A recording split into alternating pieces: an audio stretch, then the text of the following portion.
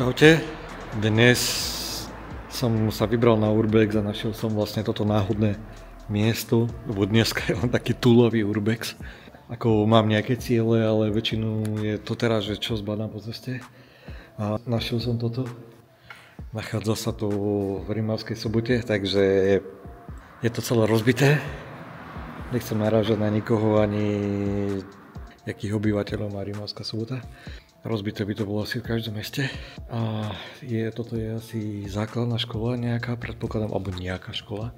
Alebo možno nejaké gymnázium, alebo neviem, nemám žiadne informácie, keďže je to len taký náhodný objekt. Tak len tak v rýchlosti prejdem ho a pozriem si len také najzaujímavejšie časti, ktoré sa mne budú zdať zaujímavé a vám ich ukážem. Toto vyzerá, že bola ako keby nejaká recepcia alebo niečo. Tak to vyzerá hlavný vchod. Vyzerá, že hore je aj nejaký balkónik, tam sa pôjdeme tiež pozrieť. A potom dole idú schody do pivnice. A idem sa teraz pozrieť sem, vidím, že tu bola školská jedáleň. Som do nej tak trošku nakúkol, ako je to tu úplne rozbité. A budova je obrovská. A na druhú stranu takisto. Beha okolo kopec Romov. Máčky tu behajú hore dole, podľa mňa v tej pivnici bude iný bordel. Keď som vošiel do budovy, tak do pivnice vbehli dve fakt hnusné mačky. Dobre, toto je jedáleň. Jedáleň je celkom veľká a mali tu ešte takéto niečo ako pódium spravené, že museli sa tu konať aj nejaké spoločenské podujatia. Naposledy budova ožila v roku 2017, kedy tu ženská spevácka skupina Luky zorganizovala intimný koncert pod projektom Ruiny. Ešte hore na stene to vyzerá na nejaký reflektor. Že jedáleň mali celkom veľkú a peknú. Musím si dávať bacha, že kade tu chodilo, všade tu je nasrané. Ešte aj vonku som videl nejakého chlapíka. Vyzerá, že to bol nejaký bezdomovec a že sa sem nejako pokúšal vojsť, alebo tak neviem, či sa bál, možno mňa. Dobre, nabehnem len tak v rýchlosti do kuchyne. Neviem, či v tejto kuchyni aj varili, alebo im sem jedlo dovážali. No, istotu tu nevarili, to moc malá kuchyňa na to, aby varili pre taký veľký komplex. Ale tu je niečo ako výťah. Takže je možné, že kuchyňa bola aj dole, kde sa varilo. A tu sa len vydávala strava. Tu je ešte nejaké zabudnuté schodisko. Vchádzam do pivnice pod tú jedálňu. Je tu taký ostrý štiplavý zápach. A presne, bola tu tá kuchyňa. Tu vyzerá, že boli nejaké chladiaky hen tam. Je tu taký štipľavý zápach, pravdepodobne od toho, čo tam horelo. Tu je ten výťah, ako som aj predtým hovoril. A tu boli proste hrnce, sporáky a tu sa varelo. A potom sa to vyvážalo tým výťahom hore. Čiže také zábery trošku zvonka. Nemáte predstavu, ako vyzerá tá budova. To je z druhej strany. Dobre, v rýchlosti len tak prebehnem trošku ten spodok. Takže toto je prvá chodba. Je tu, že akadémia vzdelávania a učebňové priestory, administratívne priestory, odborná učebňa. Neviem, či to je tu odtiaľto, alebo je to reklama na nejaké školy, alebo tak, lebo to je stredisko modelových objektov v rámci programu EU. Potom to je vysokoškolské štúdium, potom jazykové vzdelávania, rekvalifikačné kurzy, neviem, či sa to tu všetko robilo, alebo kurzy a semináre pre konkrétneho zákazníka školenia odbornej, jednodňové semináre. Hore je ešte taký nápis. Vyplatí sa vedieť, kam ísť za vedomosťami. Vzdelanie je najlepšou vstupenkou do dobrého zamestnania. No a to sú už také, by som povedal, že reklamy na školy. Na Univerzitu Mateja Bela, Prešovská univerzita, Univerzita Pavla Jozefa Šafarika. No a tam je hore napísané, že naši partneri. Tu vyzerá, ako keby tu aj horelo. Táto časť je zamurovaná. A toto je nejaká väčšia miestnosť, no. Neviem, čo to bolo. A tu je ďalšia taká veľká. Po stenách len čarbanice. Aj to tam možno trošku vyzerá tak zaujímavejšie. Dobre, prebehnem to na opačnú stranu. Som na opačnej strane a toto vyzerá, ako keby to boli také malé triedy, alebo ja neviem si to ináč nejako vysvetliť. To presne, že len umývadlo a proste nejaká malá trieda, ale toto už vyzerá trochu väčšie, nejako tak prepojené. Ale toto presne len také malé, proste len kde bolo umývadlo a proste niečo. Ešte stále neviem presne, na čo objekt slúžil. Ako príde mi to len na školu, proste príliš veľké. Fuj, z tejto časti ide riadny smrad. Dúfam, že neskočím na nejakú bombu. Lebo tu už je to akože... Fuj. Je tu kopec handier, fľašiek. Tak predpokladám, že sa tu zdržujú, hlavne bezdomovci. Je presne vidieť, ako keby to mal niekto pelech spravený. Tu nejaké veci, hlavne vinčiska, aby bolo veľa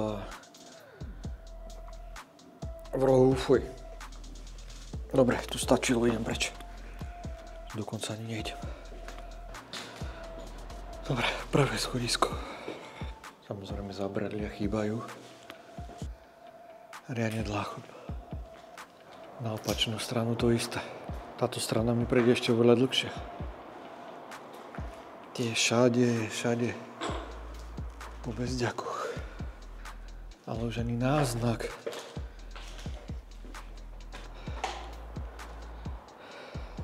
Iba málo kedy sa spája krása s dokonalosťou. Ale my sme výnimka.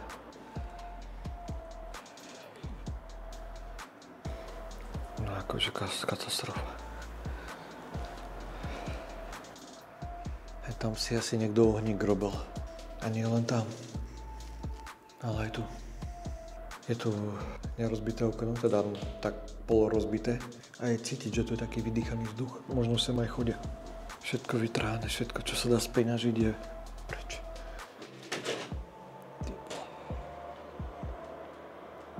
Neviem, či to môžem povedať, že sú to triedy, alebo čo to je. No, mohli by to byť aj nejaké izby. To je nejaký nápis Anita Akity. 5 hviezdičiek. Fuj, ale nasraté tu je fakt za 5 hviezdičiek. Fuj, smrad, to je riadny Garfield. Normálne toto bol... Som to nedal, príliš veľa smradu. Normálne. Mi prišlo zle. Všade to je na šťaté pozemí, nasrané. Toto sa mi ešte nestalo, aby ma natiahlo takto. To prdel. Boli aj nejaké sprchy. Iba 3 sprchy na tak dlhú chodbu s izbami? Musela to byť riadna tlačenica. Táto budova bola postavená ako domov mládeže, od roku 1965 bola využívaná ako školský internát. No a to je ten balkónik.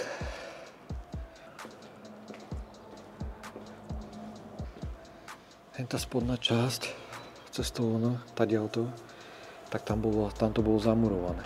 Tak kto vie, čo tam bolo. Uvidíme, či sa bude dať z tohto krídla pravého dostať dole. Jak to aj tu nebude zamurované. A nie, tu toto ide. Ale či tam budú schody dole, netuším. Záchody, ešte hen taký válov, do ktorého sa čúralo. Som chcel zase povedať, že tu horelo, ale pravdepodobne tu asi tí bezdomovci si zakladajú ohne, aby sa zohriali. Nenormálne veľa vecí.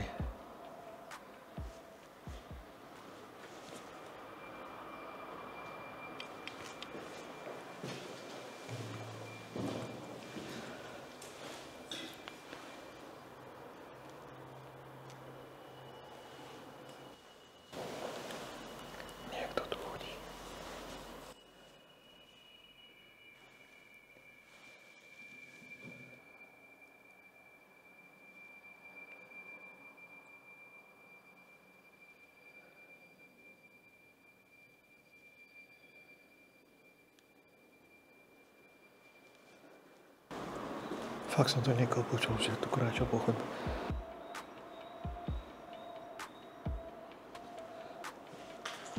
Bezdomovecké doupie. Fú, aký smrad tu je. Našťaté pred dverami.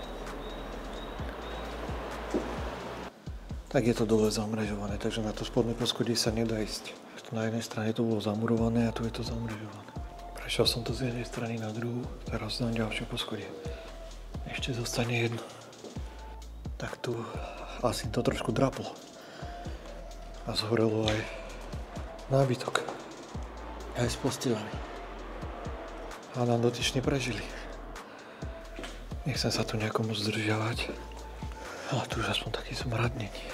Chátrajúci internát mesto vlastní od roku 2013. Mesto malo rôzne návrhy, ako chcú budovu využiť, ako napríklad nájomné byty, domov pre dôchodcov, no nakoniec zostali iba pri návrhu zakonzervovania budovy, čo sa im evidentne tiež úplne nepodarilo. Taká stará pohovka tam je. Toto bola tá jedáleň a hen tam je vchod hlavný. Ako človek sa prechádza takýmito chodbami, týchto milión miestností, čo tu je, nikdy nevie, na koho natrafí. Alebo či sa niekto neschováva desi za rohom. No tu majú chlapci tiež nejaké doupie.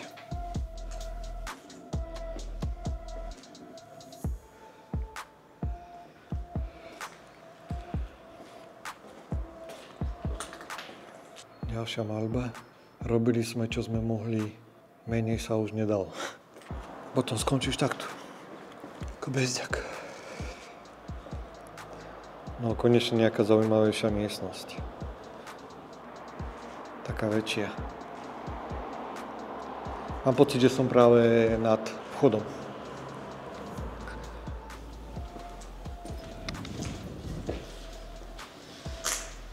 Takéto kadejaké zvuky. No a tej pivnice neviem, čo tam bude prepal.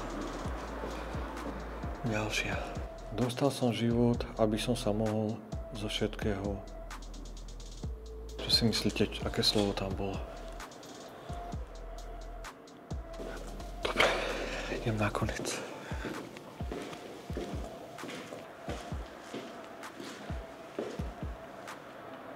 Ako nič to zaujímavé není v podstate. A už mi zostáva len posledné poschodie.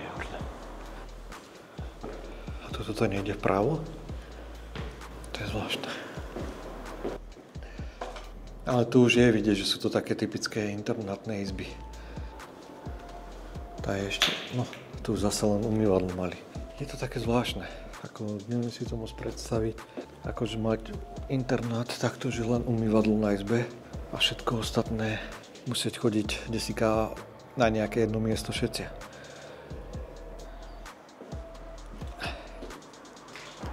Tu zase cítiť šťanky. Niekto tam bol. Povedal, že ja som tady. Takže táto časť je obsadená.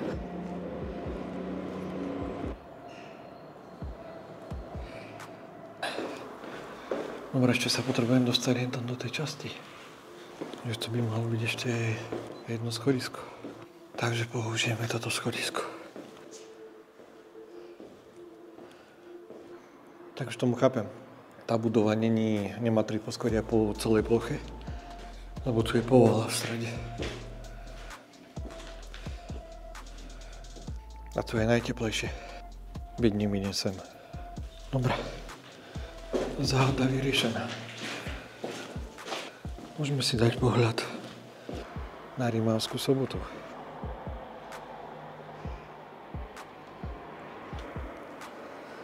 A takto to vyzerá zvonku, no. Ešte v rýchlosti to prebehnem na druhú stranu, že či tu niečo bude zaujímavé, ale asi nie. Nás len handry. Dúfam, že zase niekoho vyruším. Je tu niekto? Či to nie je obsadené? Ale to vyzerá, že Tu sú len hajzle. Všade nasrané. Ale v tejto časti sa tuším nedalo ísť až dole do pivnice. Takže sa vrátim tam na začiatok tejto chodby a tam zbehnem a prejdem celú pivnicu. Dobre, tu je vstup do tej pivnice. Som tam videl asi Z2, Z3 mačky vojsť. Tak nie, ešte o jedno nižšie. Ty vole. Tak až tu. Teda ak sa dá. Dá sa. Ale toto bude extra.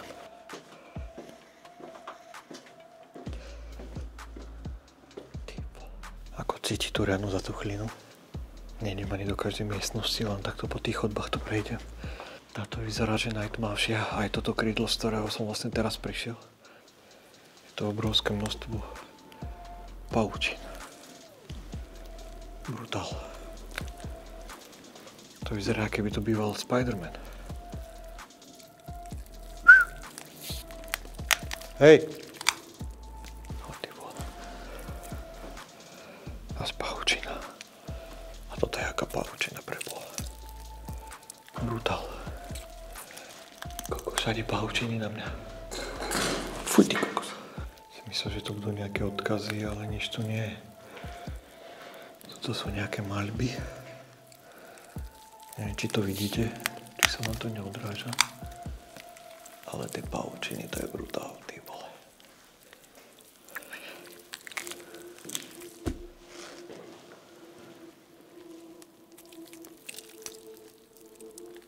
Ďalšia.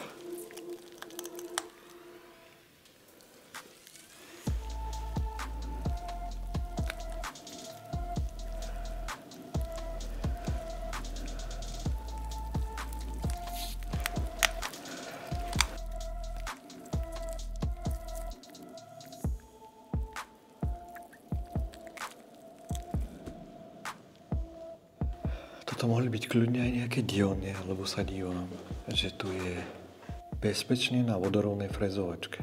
Ako nechcem byť to, ale mám pocit, že sa tu stratím. Vole, toto sú za pavučiny, ty kokos. To keď som chytil na hlavu, tak nemá šlak. Ale je zatuknuté, toto je dobré. Je brutálka.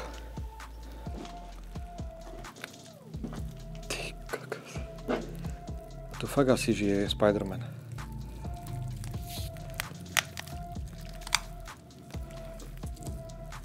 Však toľko pavučín pre pána. Keď len nad seba. Ja dúfam, že to je vidieť na tom videu. Úplne všade, ty kokos. Ježiš. Ešte, že sa nebojím pavúkov. Bacha na pavučiny. Bo ako na ksichte by som mu fakt nechcel.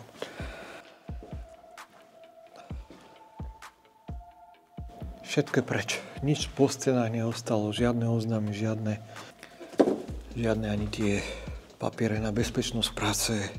Na nič tu nie. Absolútne nič. Vôbec sa nedá určiť, že čo to je za škola. Alebo internát, alebo čo to bolo vlastne. Tak už viem, kam sa chodívali sprchovať. To vyzerá toto na hromadné sprchy. Takže 20 sprchačov v tejto miestnosti.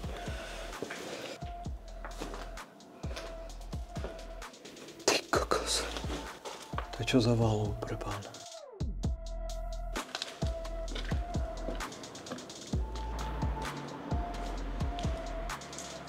Horormánia. Pokračovanie. Ďalšia pivnica.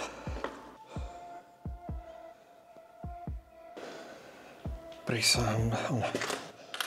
Toto boli hromadné vecka.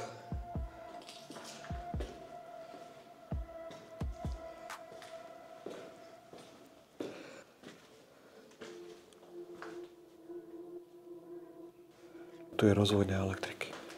Pozamykaná, podľa mňa funkčná, plne. Jeho ťa počujem bzučanie. No, teraz, ako ja neviem, čo je toto za, ale tu je jedna obrovská miestnosť.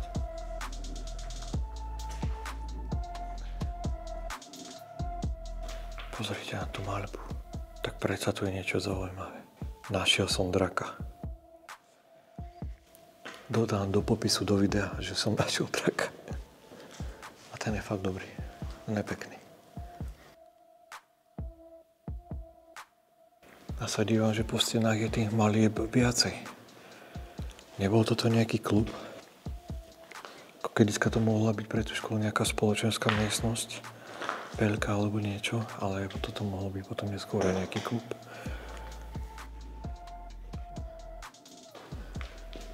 Ďalšia maľba. Ako týchto je pomerne veľa.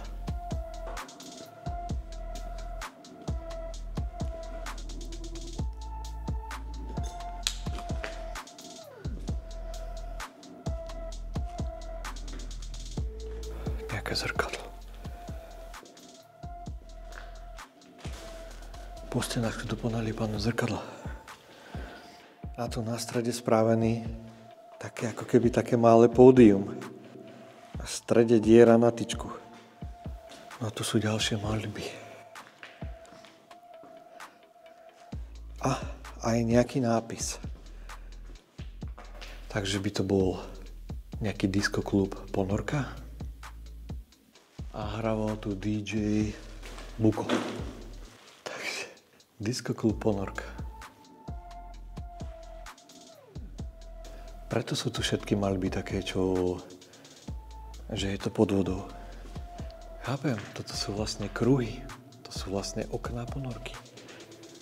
A preto toto je všetko také domodrá, ako keby voda.